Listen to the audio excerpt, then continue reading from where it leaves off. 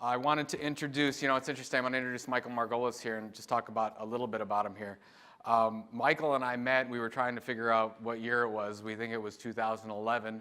We met at an agency dinner, hit it off right away. He was in storytelling, content marketing, and we, of course, we're fast friends. Michael is CEO and founder of an awesome organization called Get Storied, which is created the world's leading school around business storytelling. And he's got an amazing bio. You'll hear all about him. He'll talk about his story, but there's a couple things I wanted to share. He now lives in San Francisco Bay Area. He's lived in New York, DC, Boston, LA, and Switzerland. And Michael is left-handed, colorblind, and eats more chocolate than the average human being.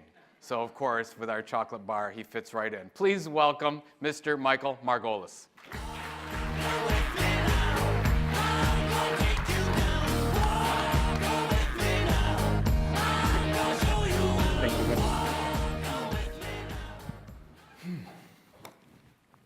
Well, good afternoon.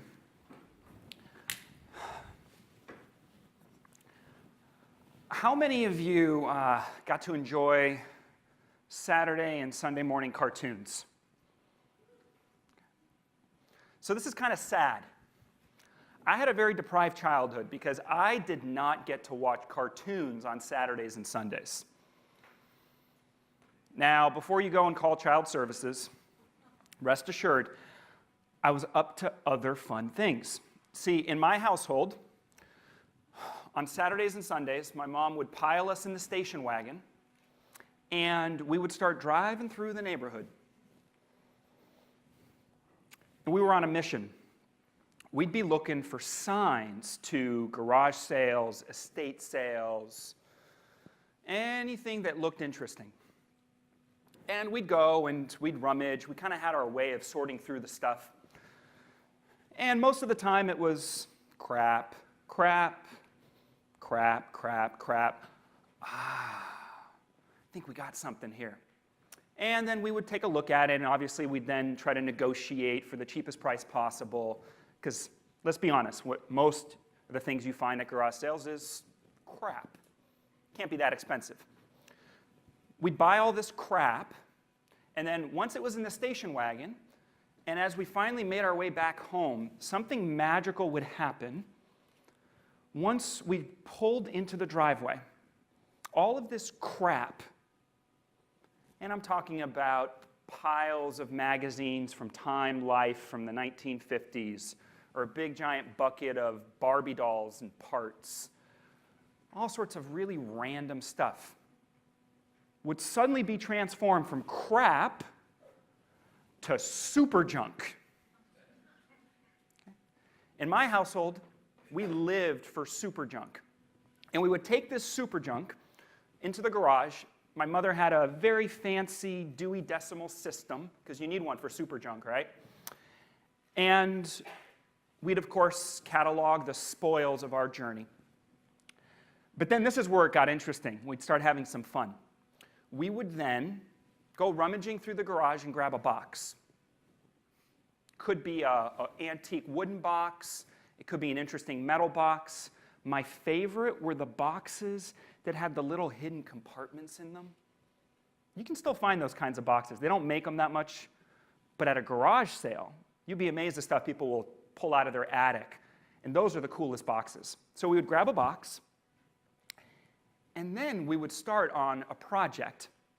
In my household, it was absolutely a mortal sin to buy somebody a present for a wedding, a bar mitzvah, some milestone anniversary. We're not going to buy something. We're going to make them something. So we would find out this person's story, what they geeked out on, what kind of passion or hobbies they had, and then we would go rummaging through the garage, sorting through our Dewey Decimal System of super junk, and build a world in that box. I had no idea that I was actually getting my life, if not business education, at the age of 7, 8, 9, 10, 11, 12. But this is how I grew up. My mother is a teacher, artist, and toy designer. and my father is an inventor and mad scientist. Can you imagine? Now, I didn't know growing up if my day was going to be an art project or a science experiment. Because I didn't mention, the other stuff we used to do, in these worlds in a box, they often were kinetic. You guys remember that scene in Back to the Future? Doc Brown and the marble that starts going, the alarm clock sets it off, and then lights the toast. And we used to build these things. Okay? So this was my childhood. And to put some flesh on the bones, this right here was the manifesto on the wall. Right? Our home is an exploratorium. There are no rules on what or how to create. There's no one saying you can't do that. It's too crazy, or we already tried that before. There's only imagination, the everyday materials of life, and our willingness to explore them.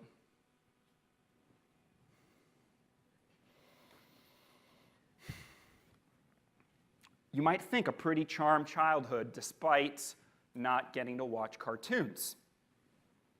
And in fairness, in many respects, it was. But my family did not teach me how to fit in or belong anywhere. You guys remember this great movie in the 1980s? Okay, I know all of you know the character on the far right, that's Booger. Anybody know the rest of remember the other two characters? Anyone? Gilbert, yeah. And anyone? Lewis. We got some nerds in the house. Nice. All right, look, I was one too.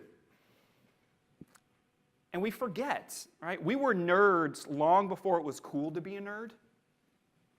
We had no idea better days were coming. No clue. Right? Now, being a nerd is how you get a date. So, but there was something about being that misfit kid who didn't fit in or belong anywhere that I think really set up the stage for me in my own journey, my own unfolding. And it's one of the big things that brought me to storytelling, because I got to be honest with you, I used to suck at storytelling. I grew up, as Joe mentioned, in Switzerland the first 9 years of my life. French is my first language. And when I was 9 years old, we moved from Lausanne, Switzerland to West LA, California. I'm still recovering from this experience. It's probably not a surprise I became a cultural anthropologist. Right? I was trying to find the answers. How the heck do I fit into this world?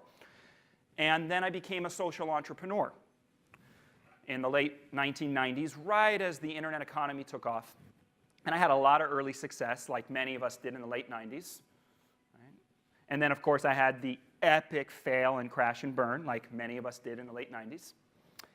And then I came out of those experiences realizing there was something missing from the conversation, specifically around innovation and marketing. Like, what is the process? How do you take an idea and translate it into reality? How do you get others to see what you see? Because any of us in the communications business, any of us as entrepreneurs, any of us as change agents, isn't that the riddle we're all trying to solve? Right? Don't you see it? It's so obvious. Except for everybody else, it isn't. So this is what I want to explore with all of you when we look at storytelling today, and hopefully expand the frame for seeing the power and the relevance of storytelling. And some things to keep in mind as you take many of the incredible insights that you've gathered over the last couple days around content marketing, how to make it more scalable, how to make it more personalized, and obviously how technology is driving the way that all of us are communicating to our audiences. How do we make sure that we continue to humanize that process? So as Joe mentioned, I'm the CEO of Get Storied, which is, we're building the world's leading school for business storytelling. And it's been a long journey. I've been doing this work now for 12 years, working with some of the biggest brands in the world, from Google to Deloitte to Bloomberg and SAP, helping them build storytelling as an organizational capability. We also have a membership platform that is helping coaches, consultants, content marketers start learning business storytelling as an actual discipline. Okay? So when we talk about storytelling, though, what I want to encourage us to step into is a frame of how do we look at storytelling through a new frame of mind. Because if we think of storytelling in just small ways, as once upon a time fairy tales or how to tell a better anecdote, we're missing the point. I love this quote here from Ben Horowitz, who's one of the co-founders of one of the greatest venture capital firms here in Silicon Valley, who says, "A company without a story is usually a company without a strategy." So this story stuff actually has much bigger stakes. A lot of the work we do with big companies is helping them use storytelling principles for communicating the business case, the value of a project, an initiative, a product, a program. Right? Because usually they're doing something that's new and different, and they need to get others to see what they see. Oftentimes it's even internal audiences. I imagine there are many stakeholders that you are working with day in, day out as part of your content marketing process, right, to get something published, and how many people touch that piece of content and how frustrating it is of what goes in versus what comes out. And one of the biggest things is oftentimes what's missing is the bigger story. Everybody sees their little piece of the pie, but they're missing the bigger story in aspirational terms, in human terms, and it affects the output. So let's explore this a little bit more. I want to share with you this framework, which puts a little context to what's going on in the world of storytelling. Because I'll tell you, when I started this work 12 years ago, and I told people I did storytelling, oh, that's interesting. People were polite. They had no clue what the heck I was talking about. And obviously, as you see just not only at this conference, but all around the world of marketing and business, everybody's talking about storytelling. Storytelling here, storytelling there. Did you guys notice the TED Prize last week? Did you guys see who it went to? $1 million TED Prize went to StoryCorps, a really awesome storytelling project. So why is storytelling sort of having its moment right now? So I want to orient you a little bit to this, because I think if you can leave today's session as you integrate all of the insights of the rest of the last few days and start thinking about the broader context for how the world is changing, and what is it that your audience, what is it that people are really seeking from the stories they're consuming, from the content they're consuming, and ultimately, what story of their own life are they seeking to express in that process? Because remember, when we take in content, we're looking for something. Right? We want to get something out of that.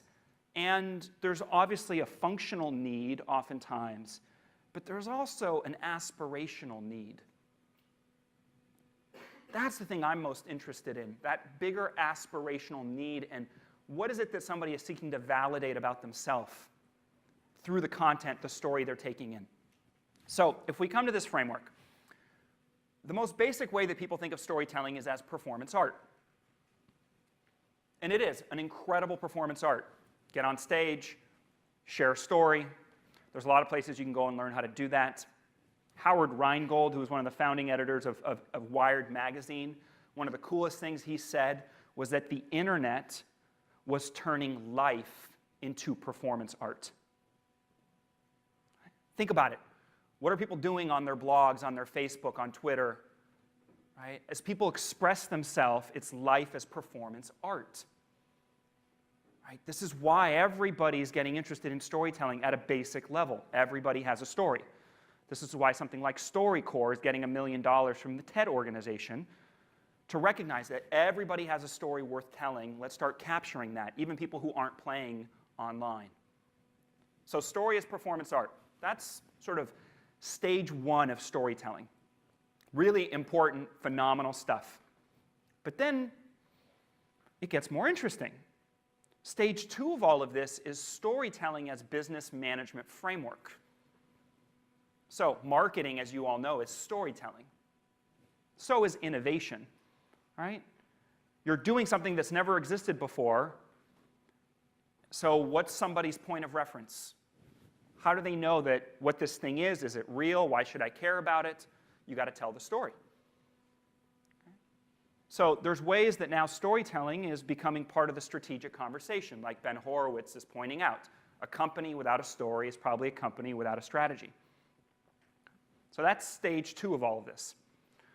But there's a third stage, and this is where I really love to geek out. I play at both of those first two stages, but the most interesting stage for me is storytelling as a transformational modality. We're talking about transformation here. We're talking about identity. Because how many of us feel like we're in between stories? How many in your audience feel like they're in between stories? Because we're all dealing with reinvention. We're dealing with change in our lives. Right? The world as we knew it doesn't really exist anymore. So this is where it gets interesting. Story at a most fundamental level. And the real power of this stuff is transformation. Okay? But you got to build up to it. So all this to say, so this gives you some context. There's a lot more here for you than meets the eye. All right? Now rest assured, we're going to drill down now into some real practical stuff. Okay? I'm going to actually share with you 3 core stories that any content marketer needs to learn how to, in any situation, when you think of a piece of content or a marketing campaign, what are the 3 core stories that you can build that campaign or that piece of content around, and answering some of the questions that are ultimately in the mind of your audience. Okay? So I love this quote here from Gloria Steinem, who says, "Humans have been storytelling for 100,000 years around the campfire. The media is now our campfire." Right? So the internet has democratized storytelling. This is the great gift of technology, but it means that your audience is actually more discerning about storytelling than ever before. This is why they want more entertainment. This is why they want more interesting stuff from you. Right? They don't want something that's just purely formulaic.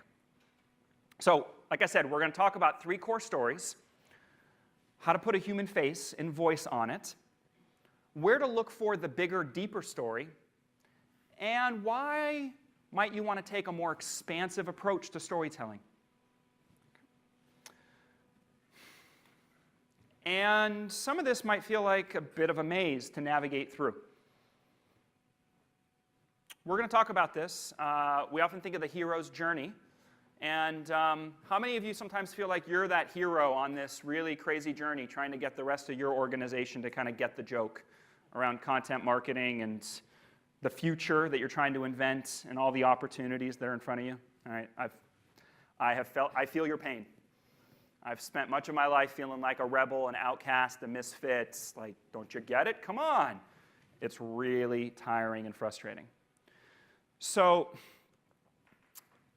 we're going to explore this a bit more. And we're kind of starting to touch on this. You know, as an anthropologist, I think a lot about the human experience.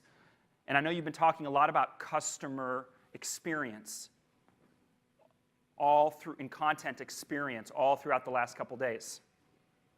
So think about it this way. We are experience-seeking storytelling machines. This is literally who we are as human beings. This is what we're looking for. Right? When you get together with your mates over coffee or a glass of wine, what are you doing? You're trading stories. This is why so many of us want to have a really awesome vacation or discover a really cool band so that we have a really great story to share. Okay? It's a natural human impulse. And of course, now we have the fear of missing out because we have so many choices before us. So this is what you're feeding your audience. Remember, they are experience-seeking storytelling machines. Are you giving them an experience worth telling a story about? How many of you were at Content Marketing World in 2014? Any of you guys? Awesome. All right, so I'm sure you guys saw the incredible talk by Kevin Spacey, all about storytelling. And if you haven't, I highly recommend go to Content Marketing Institute and check out this brilliant, brilliant video of Kevin. One of the things that I loved in his talk, and he had a lot of great points, but this great reminder that a story reveals the creative tension between who you are and who you want to be. Between who you are and who you want to be. Right? So if you want to start calling yourself a storyteller as a content marketer, and you're offering people stories to explain this is how the world works, or you're helping them to make sense of their life, whether it's how they should refinance their credit cards, or whether it's, should I be worried about this mole on my back? I mean, right, there's all sorts of reasons why people are searching online trying to find stuff. But don't forget that what makes the story interesting is aspiration. Right? It's who we want to be. And figuring out what is the identity frame of your audience is critical. And I see this time and time again. It's one of the places in content marketing that I think we pay a lot of lip service to, but it often gets really overlooked, of really creating an intimate portrait of who your audience is. And what do they truly want? What are they seeking and desiring? And how can you tell that story actually in cheerleading terms, in really exciting terms where you believe in them? Because we often think of our audience like, oh man, they're so fucked up. God, I hate these people. They're so stupid. I can't believe this is what they want or need. Right? I'm being a little overdramatic, but pay attention in some of your upcoming meetings and notice if there are ways amongst your team that you're talking about your audience in pejorative terms, in condescending terms, right? In very transactional terms. Because that's not how we want to be treated on the other end, right? As an audience. We want to feel like, hey, I have a story, I matter, my dreams matter, and you're helping me fulfill them. So this is the tension that we're balancing here, is your audience is struggling between who they are versus who they want to be. Okay? And there's a lot to unpack in that process. I'll leave you with a question, and then I want to move into this next piece. And by the way, I'm going to get you guys to do a little exercise. You guys up for a quick little exercise? Because talking about storytelling is a lot more interesting when you actually are experiencing it. You guys up for that? Good. All right. So here's something I want you to write down, though, because this is one of the key questions that you need to start asking yourself when you look at any piece of content. How does the story make you feel? How does the story make you feel? Because remember, at the end of the day, numbers are just numbers. At the end of the day, we remember how the story makes us feel. That's how we make memories. That's how we determine what experiences are worth telling. Right? We either tell experiences of the experiences that made us feel like crap, or the experiences that made us feel really good. It's kind of extreme in its polarity, isn't it? And unfortunately, people tend to share more experiences about when they feel like real crap than the experiences when they feel really great, when they feel affirmed.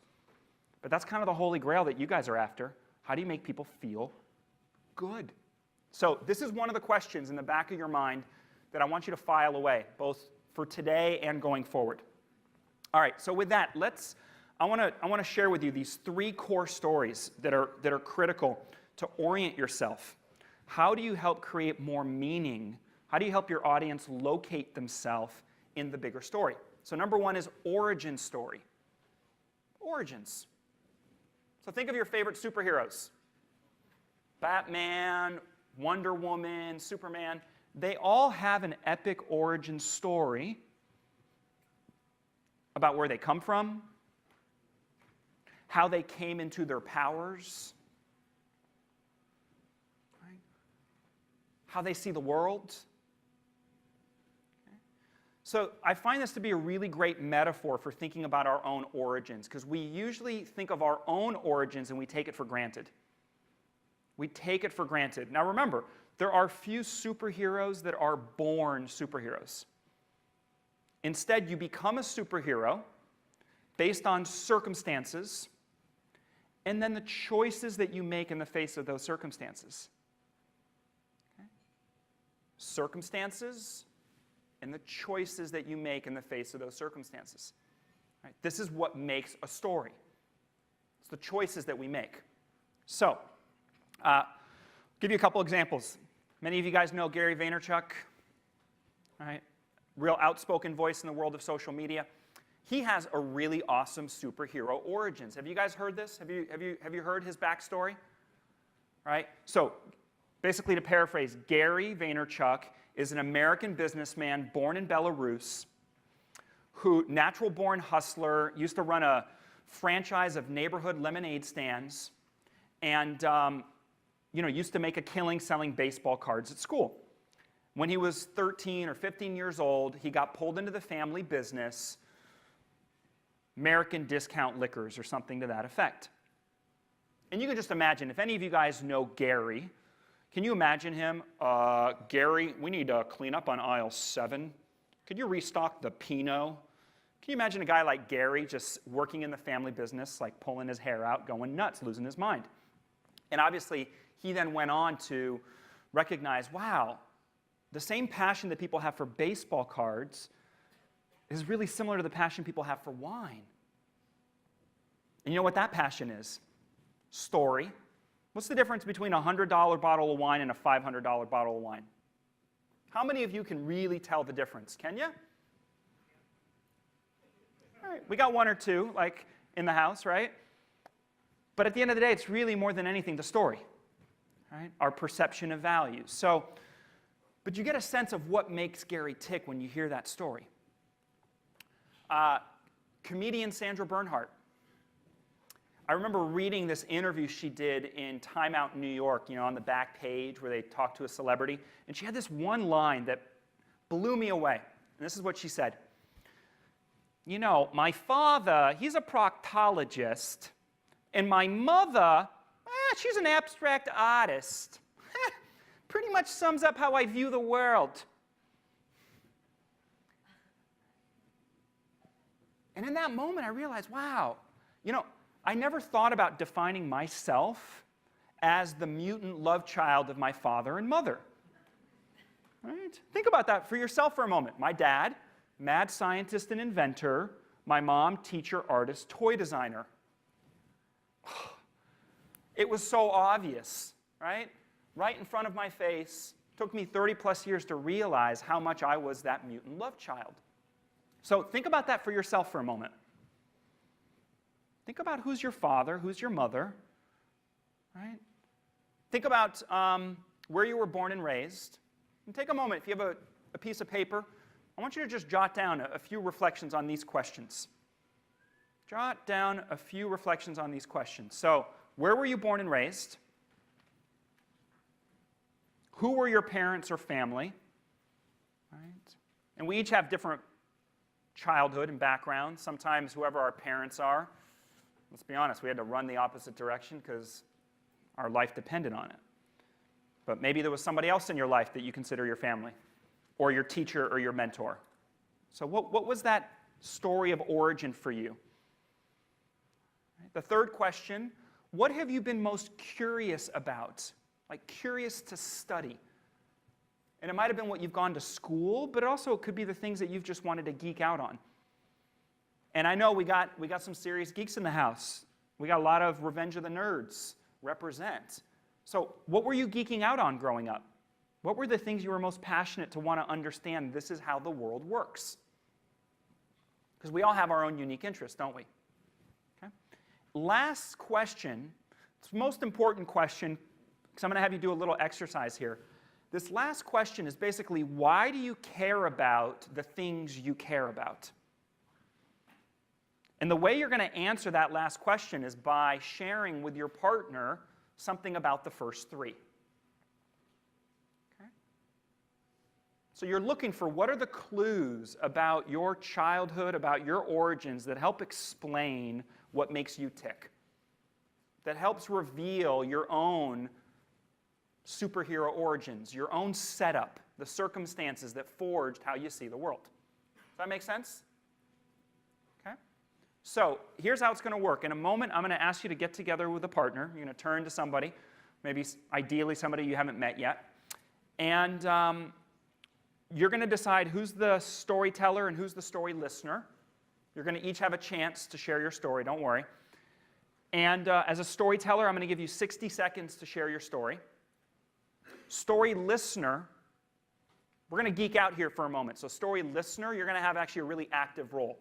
What I want you to do as the story listener is not ask questions, not comment on the story, but you're going to actually take in the story. And you can jot down notes. And here's what I want you listening for. I want you to listen for where is the energy in the story. Any moment your partner lights up like a Christmas tree, or maybe you notice a certain moment where you're leaning in and you really identify with your partner's story and what they're sharing. Or maybe there's a question that comes to mind. You're not going to ask that question, but you can write it down. In that moment, write down the question. All right? It's a really simple, it's actually relatively pain-free exercise. You're just doing it with a partner. Nobody's going to have to come up on stage. We're not giving away T-shirts or cruises to Hawaii or throwing tomatoes. You can't screw this up. All right? Here's the one thing I ask for. When you get together with your partner, we're going to all do this exercise together. It's like synchronized storytelling. So I'm going to keep track of time. So once you have your partner, you're going to decide who goes first. I'm going to call time. I'll say 60 seconds and go.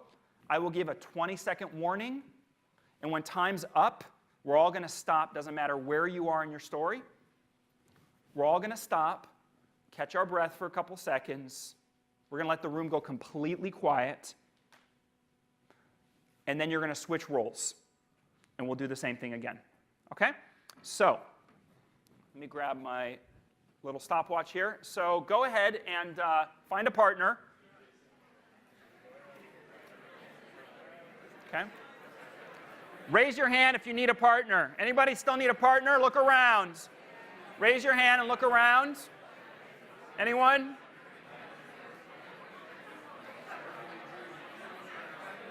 Okay. All right. So everybody have their partner? You guys ready? All right. Okay.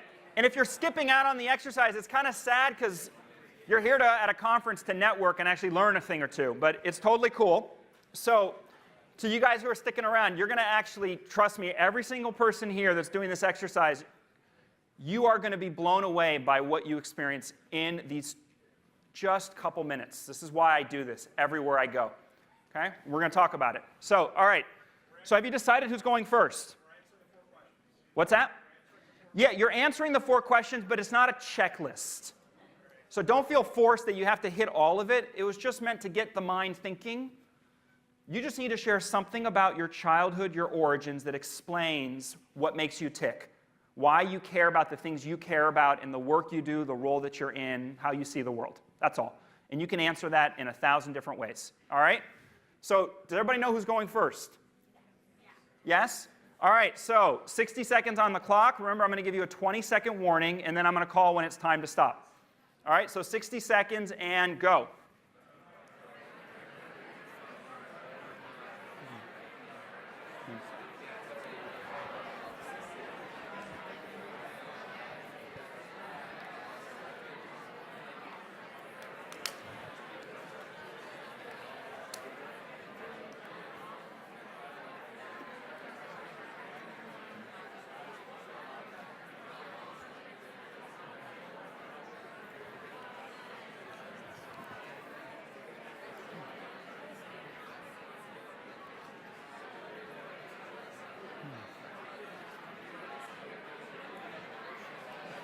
Twenty seconds. 20 seconds.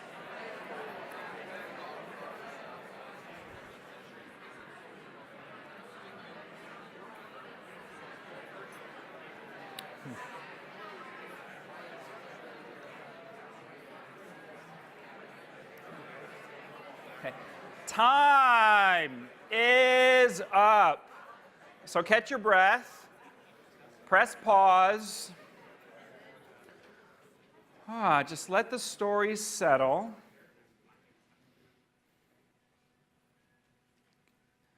All right, you can shake off that story. We're going to now switch roles. So teller becomes the listener, listener the teller. Same thing, 60 seconds, and start.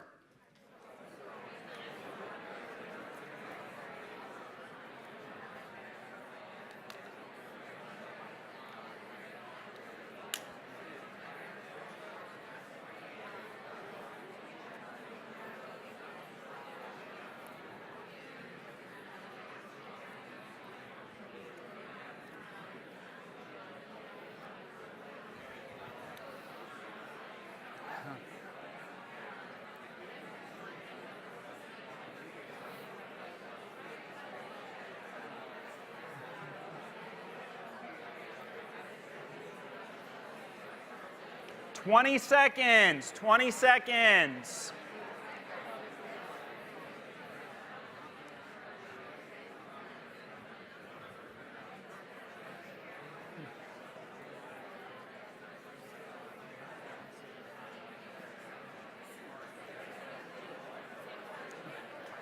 Time is up. So catch your breath, hit pause.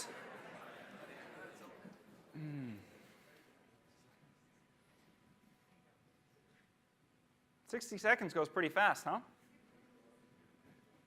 There's a lot you can cover, though, in 60 seconds.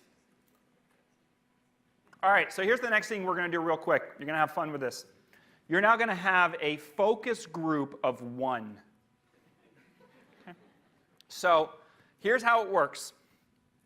You're going to have a new 60 seconds to get reflections back from your partner. But there's a couple really important ground rules. Ground rule number one. Do not tell your partner that their story sucked. Okay? You're not allowed to do that. It is very much not recommended, especially at a business conference. Here's what you are doing. You're pointing out the places in the story that had energy, where you were leaning in, a part of the story that you identified with, maybe something you noticed in your partner where they really came to life. Could have been a certain word. Right? Wow, when you said that, I really saw something change. And you can let them know the questions. Maybe as you were listening, you're like, I really wanted to know more about. Now, you're only going to have 60 seconds, so your partner, they're not going to have a chance to answer those questions. And they don't need to comment on the reflection you give them. They're just taking it in. It's just data for them. Okay, so your job is not to correct their story or fix their story, right? You're just giving them reflection on the things that you identified with, the things where they lit up, the things that had energy, the questions, and so on. Okay? So story number one, 60 seconds, and I will call when it's time to switch. So story number one, go.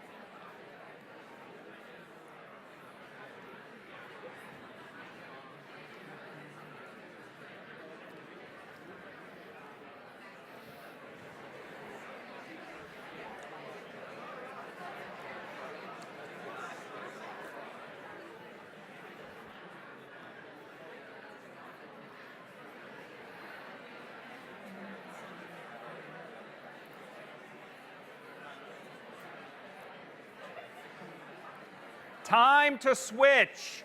Time to switch. So move to the second story. Second story, 60 seconds. Go. Second story.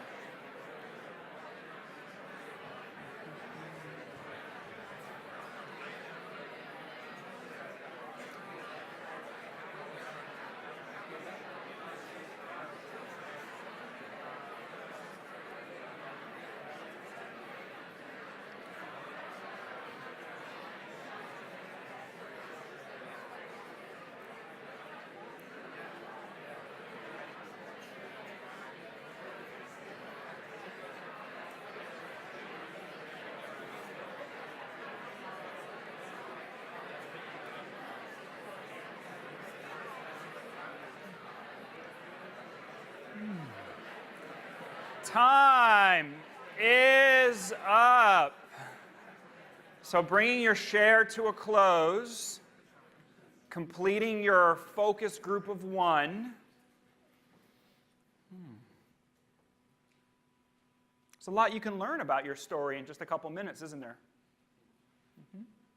All right, go ahead and thank your partners. Okay. So hopefully we're going to have a little bit of time for some Q&A. And I welcome some reflections during Q&A about this exercise or after the talk as well.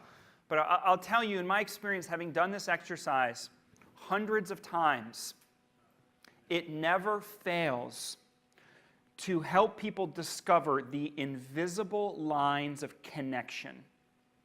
How many of you noticed or were surprised by something you shared in common with your partner, something unexpected, right? I don't know if we need this mic'd up, but can I have people just, a few, call it out? Like, what's something really unexpected that you shared? You both did hand animations. Right? These are not audience plants. Okay, good. Who else? This is great. In the back, yeah. You both grew up in planned communities. This is great. I love the specificity. Yes? Both have a background in journalism. All right. Yes, one more in the back. Yep. You both have grandfathers. There's always a heckler in the audience. Always. Thank you, Marcia. No, but here's the cool thing. Here's the cool thing. We can't help it as human beings. We are wired to find ourselves in each other. We're wired for this. But it only happens if we feel safe. It only happens if you set the table properly, you make an invitation, you welcome people to have a meaningful conversation. And in that process, it's like, right, when you're at a networking event or dinner party, we ask all these questions. Oh, where are you from? Where'd you grow up? Where'd you go to school? And you find that one person who grew up in the same small town that you did. Oh my gosh! Right, you can hear it across the room.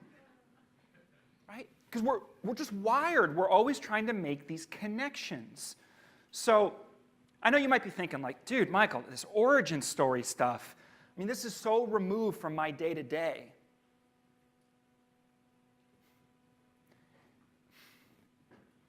And the question is there a way to bring this a little more into your day-to-day? Because this is the pathway to intimacy, which is what, at the end of the day, what we're trying to do with storytelling and content marketing, right? Is to really figure out what are the things that we share in common with each other, right? Because when it happens, magic happens. And we go from being stranger to, oh, you're in my circle, man, right? You're my BFF, we're homies, oh yeah, like you and I, we roll together. You're in my tribe. So you hear all these buzzwords.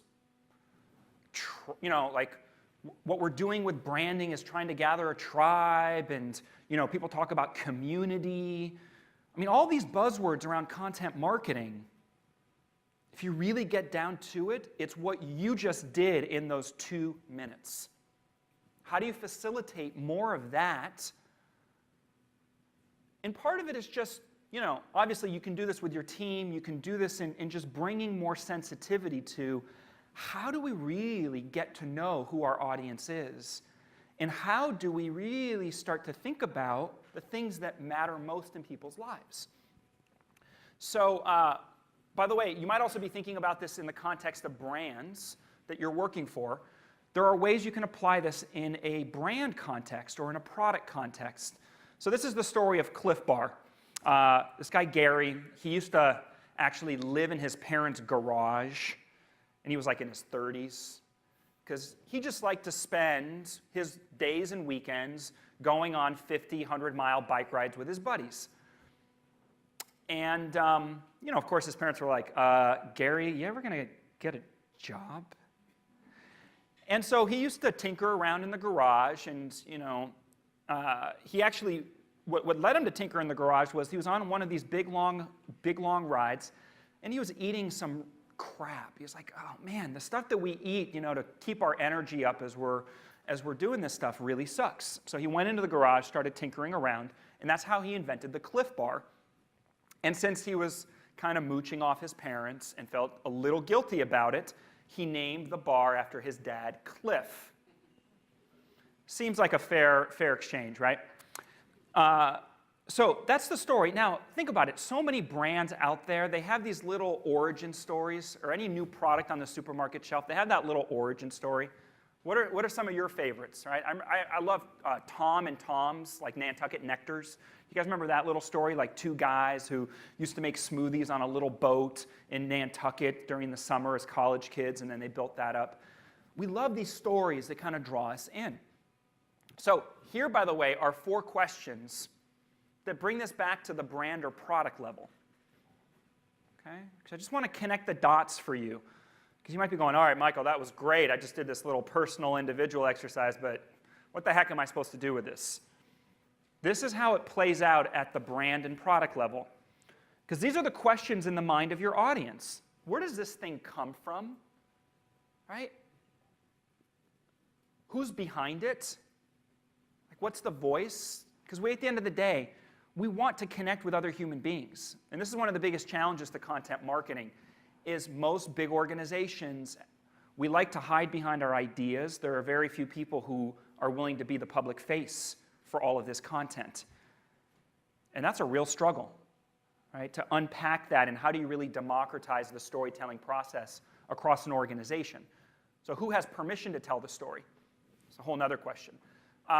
What goes into the formulation? How is this thing made? And that's part of the experience. And lastly, why did you create it? What's the purpose?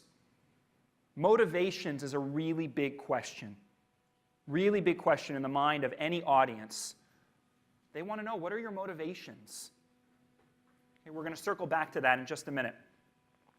All right, so let's talk about customer story. We talked about origin story. This is like, where's something coming from? Let's now talk about customer story, because customer story is basically your audience.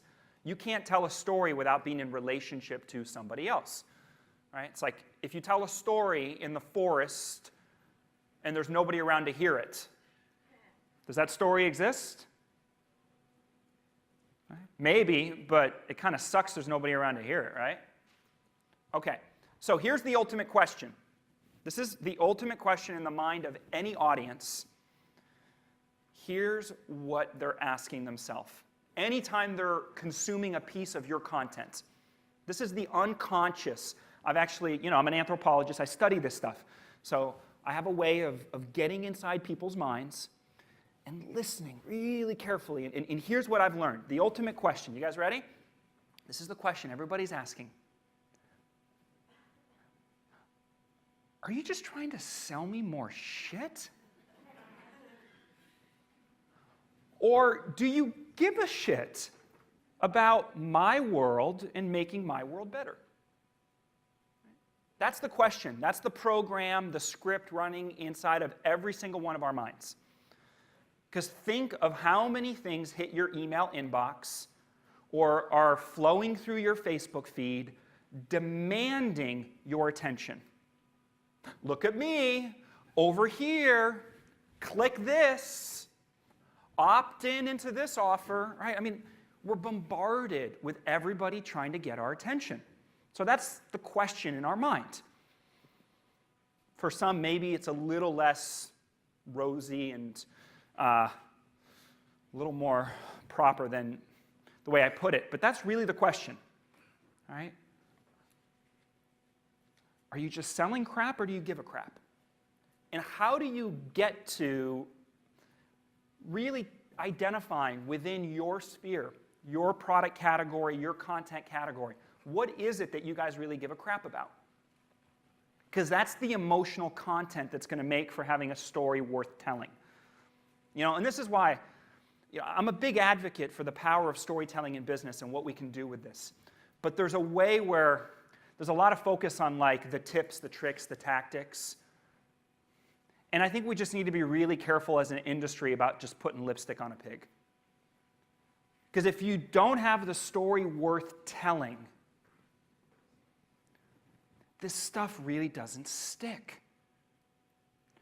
And here's the cool thing. When you have the story worth telling, the story will tell itself. It can be rough around the edges. It can be version 1.0 of the product and packaging of how you're serving up this content. You'll be amazed how forgiving people are about the packaging of that story if it's worth telling. All right? So that's what I try to orient. All right? This is what I want to counsel you guys on, finding the story worth telling, and that requires a little vulnerability. Requires looking for that emotional content. You know, and obviously when you think of your audience, there's all sorts of things about them, you know, and we're all nuanced characters, right, that have many various different parts of our life and ourself, including sometimes contradictions and paradox. Remember what I shared with you earlier from Kevin Spacey, right?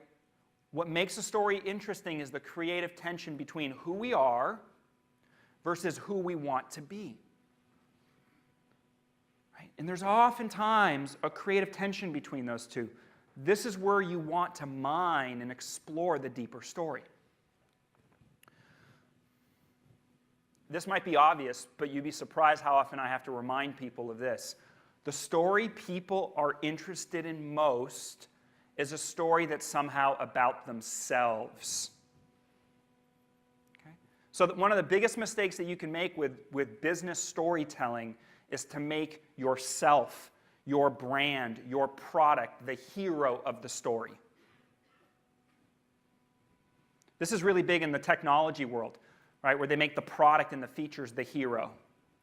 None of us care, right?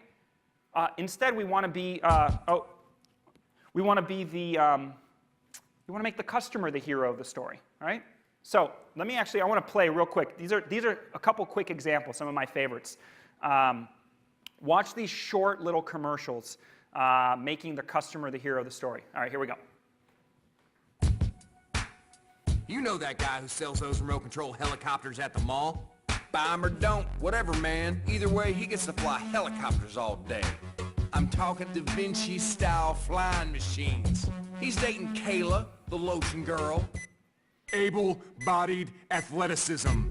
Here's his buddy Marco, who's got the hot water for his Velveeta shells and cheese.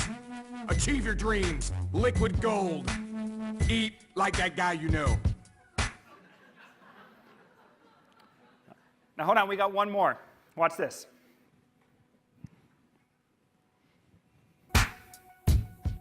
You know that guy that owns that aquarium store. He's not gonna sell you some labradoodle. He's gonna sell you tropical fish. He's got saltwater tanks, freshwater tanks, brackish tanks, tanks you can't even fathom. That fish? No, you're not ready for that fish. Precision aquatic manipulation. He boils his water perfectly for his Velveeta shells and cheese. Advantage? This guy. Liquid gold. Eat like that guy you know.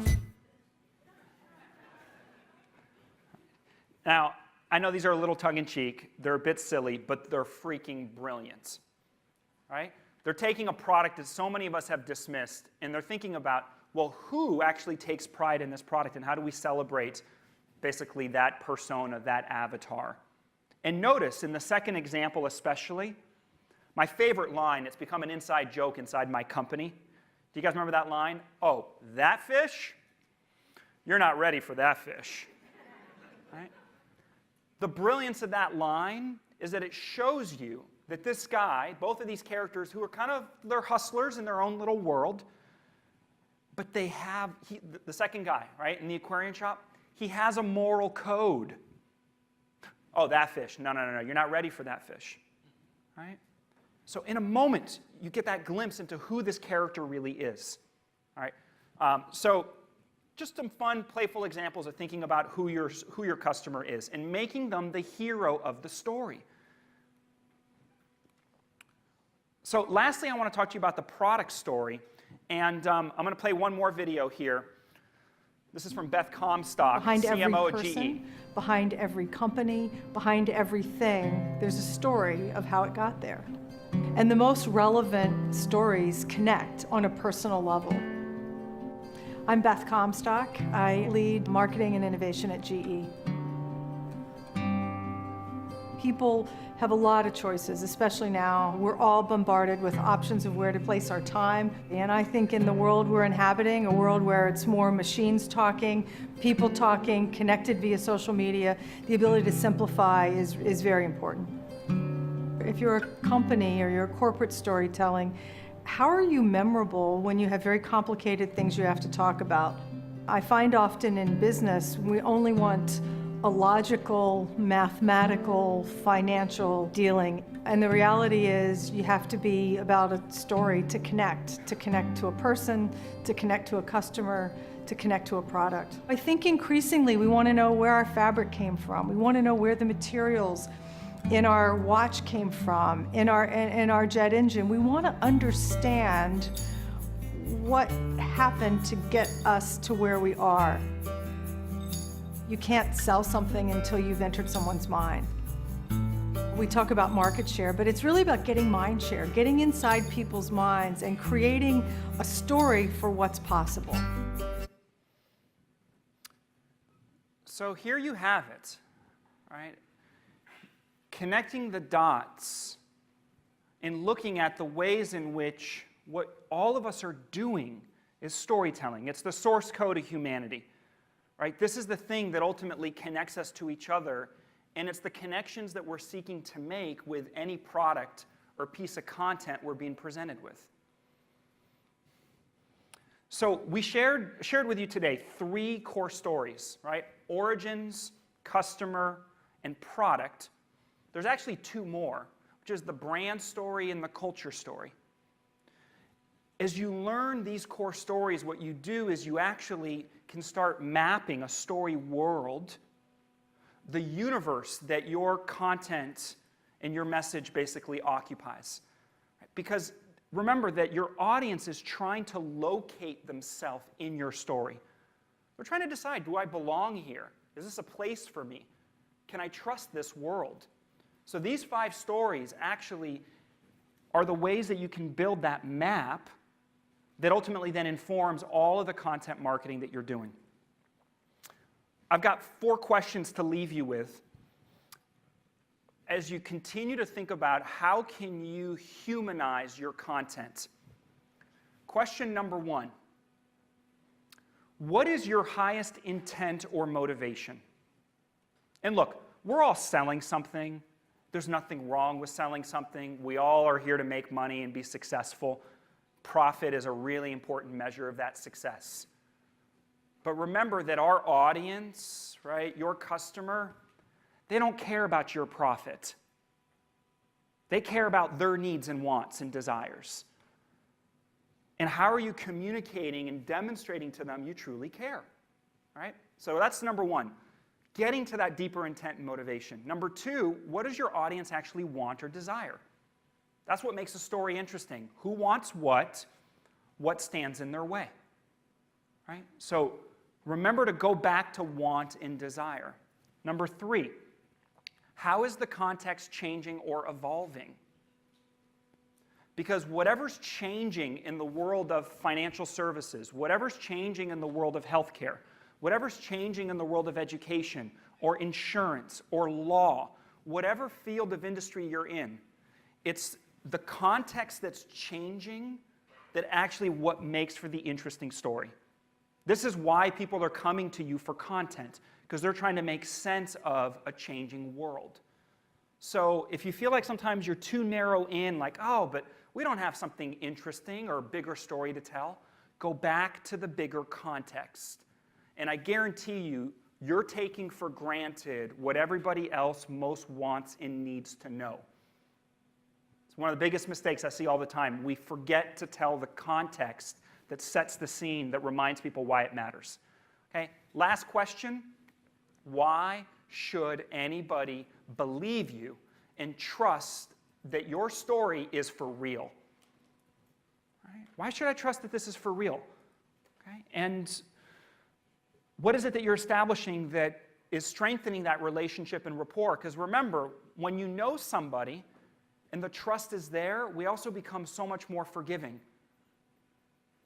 How many of us have misfired an email campaign, right, where people got gobbledygook and you're like, oh my God, right? You're losing your mind.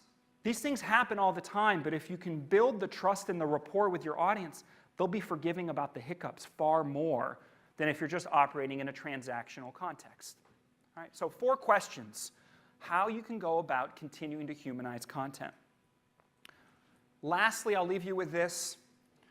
You can tell from our session today, what you guys are doing at this conference really is the future. I really believe you're inventing the future. It's where the world is going. How do we use technology to automate content creation and take it to scale? And the holy grail of that is the semantic web. It's how we make sense and meaning of that content, especially for our user, for our audience, how that gets personalized. So my hope is that if nothing else, you take away a recognition that there's much bigger opportunity here of what storytelling has to offer as you take your content marketing to the next level. So as the Hopis say, those who tell the stories rule the world. Thanks, everybody. I really appreciate spending the day with you.